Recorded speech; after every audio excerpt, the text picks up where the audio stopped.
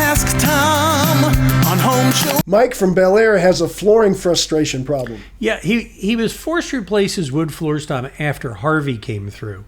And Mike writes, we used what we thought was an established flooring brand. However, now I believe it was a knockoff. He says there are gaps around the fireplace tile, and I still hear a lot of popping boards when I walk around the house. I would have thought the floor would have settled by now. Can it be tightened? And I don't want to go through another sanding and refinishing. What are his options, Tom? Well, I don't know if sanding and refinishing is going to help gaps in it. So I don't think you have to go through that. The only time you'd have to sand and refinish, because that I want to address that first, he's most afraid of that, is if it just got all scratched up and it got all discolored because of water or something like that.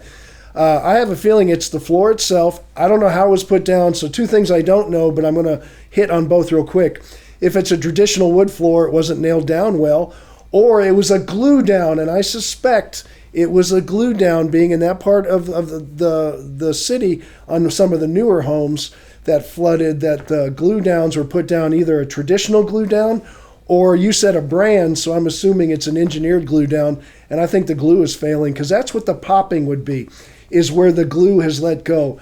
Once the glue lets go, and that's why it lets go, and that's why I'm not a fan of glue down hardwoods, is there's not much you can do about it but live with it. And it's expanding and contracting because of it's humid and it just moves. So it's the way the finish was put on there. But I don't think sanding and refinishing the top is going to help you a bit unless it's getting discolored for another reason. Sounds like he's getting a new floor. Yeah, I would look at a new floor and look at the way it was put down. I can't take it any farther, Charlie, because I don't know the specifics on the layering of how it was laid down. Mm-hmm. But you go to Texas Floors, one of our home show pros, and they will make sure you get the right floor. And obviously, you're saying no glue down. If it's a concrete slab, no glue down. There's other ways to do it, and a lot better floors you can choose from, so you can decide.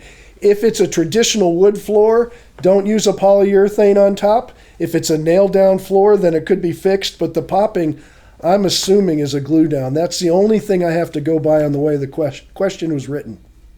You see, when you click on the blue Ask Tom button to send your question in, you can send us a video. We could have heard it and seen it.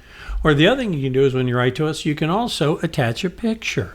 And I guarantee you dollars to donuts that if Tom saw that floor, he'd have a better idea which way to go. We want to do a good job answering these questions to help not only you, but anybody else who's dealing with the same kind of situation. So help us out to do a better job. We post a new one of these, by the way, if you're new to this, every day on our Facebook page, on the Home Show Radio YouTube channel, and at HomeShowRadio.com.